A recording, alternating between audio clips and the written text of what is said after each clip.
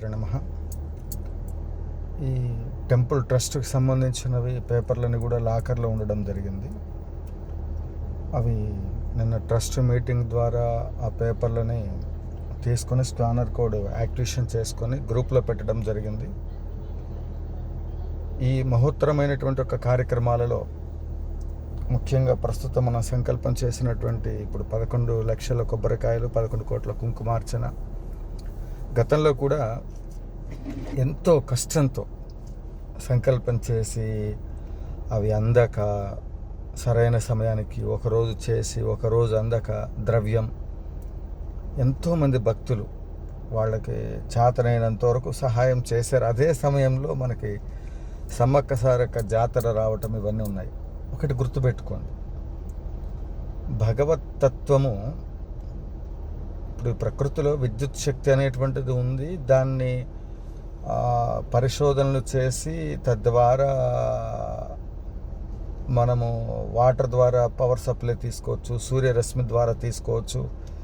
అలా కాకుండా ఇంకా అనేక రకాలుగా ప్రకృతిలో ఉండబడి ఆ విద్యుత్ శక్తిని మనం పొందటానికి ఇంట్లో ఆ విద్యుత్ అలంకరణ చేసుకోవడానికి కావలసినటువంటి ఒక మరి అదంతా కూడా ఇప్పుడు అవి మనం అనుభవిస్తూ ఉన్నాము అంటే, వాటిని ఆస్వాదిస్తూ ఉన్నాము అంటే, వాటిని ఉపయోగించుకోగలుగుతున్నామంటే దాని వెనకాతలు ఎంతో పరిశోధన చేస్తే కానీ దాంట్లో ఒక శక్తి ఉంది అని. అట్లనే ఆ శక్తి ఎంత జనరేట్ చేస్తే మన ఇంటికి వాడే కరెంట్ ఎంత కావాలి, రైల్వే ట్రాక్ మీద ఎంత విద్యుత్ శక్తి ఉండాలి, ఇలా ఒకదానికి ఒక్కొక్క సప్లై అనేటువంటిది ఇచ్చేటప్పుడు దానికి సంబంధించినటువంటి ఒక ఇంజనీర్లు దానికి సంబంధించిన వ్యవస్థను ఏర్పాటు చేశారు.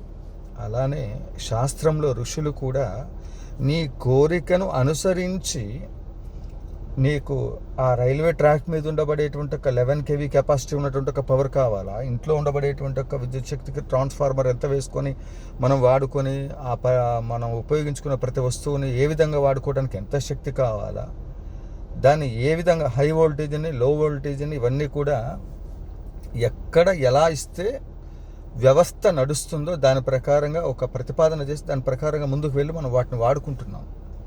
ఋషులు కూడా మనకి ఇచ్చినటువంటిది ఏంటంటే, గురువుగారు ఇదంతా జరిగే పనేనా అనేటువంటి వాళ్ళ కోసం నేను చెప్తున్నటువంటి ఒక అంశం.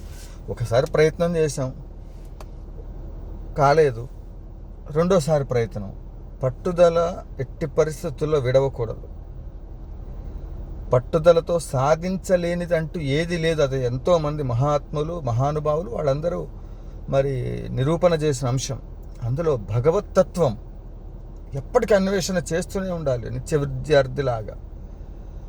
అలా ఆ శక్తిని ఉపయోగించుకోవడం కోసమే ఎంత కర్మ ఉంటే ఆ 11 లక్షల కొబ్బరికాయలు దేనికి గురువు గారు అంటే, కర్మ ఉంది కాబట్టే అది ఆ కార్యక్రమం తొలగట్ల. మనం ఒక ఆలయం నిర్మాణం చేయాలంటే, ఒక పూజలో పాల్గొనాలంటే, ఒక స్వామి దగ్గరికి వెళ్ళాలంటే దీక్షా వస్త్రాలు వేసుకొని మాల వేసుకొని నియమంగా ఉండి శరీరాన్ని శుద్ధి చేసుకొని 33 సార్లు స్నానం చేసి సాత్విక ఆహారం తీసుకొని ఏ విధంగా అయితే మరి ఆ భగవత్ అనుగ్రహం కోసం నిరంతరం సాధకుడు సాధన చేస్తాడో, అలాంటిది మన కోరికలు నెరవేరడానికి మనం ఎంత తపస్సు చేయాలనేటువంటి దాని పట్ల లౌకికపరమైన కోరికలు తీరడానికి అంత చేస్తే, ఒక ఆలయం నిర్మాణం చేయడానికి సంకల్పం చేశాం మనమేదో మేడలు మిద్దెలు అవేవి లౌకికపరమైన మన వారసులకు అందించాలా, ఇంకోటి చేయాలా అని నథింగ్. ఒక ప్రపంచానికి యావత్ శక్తికి ఆ శక్తి ద్వారా ఈ రాజశ్యామల సహిత దశమహావిద్య అనేటువంటి ఒక మహోత్తరమైన శక్తిని ప్రపంచానికి అందించాలంటే అది ఆషామాషి విషయం కాదు అది. కాబట్టి ఎన్నో పరీక్షలు ఉంటాయి. వాటిని ఈ కొబ్బరికాయలు పగలగొట్టడం ద్వారా ఎవడెవడు కొబ్బరికాయలు ఇస్తాడో వాడు పాపాన్ని పోగొట్టుకున్నట్టు, ఎవడైతే యాగశాలకు రాడో వాడు ఆ పాపకర్మలు అనుభవిస్తున్నట్లు. రాలేరు, అందరూ యాగాలు చేయలేరు. అందుకే యాగములు వేరు, హోమాలు వేరు, అర్చనలు వేరు, దీక్షలు వేరు. అందరూ అయ్యప్ప దీక్ష తీసుకోగలరా? అందరూ అమ్మవారికి సేవ చేయగలరా? యోగ్యత. జయ జయ శంకర, హర హర శంకర. అందరూ కార్యక్రమాన్ని జయప్రదం చేయండి.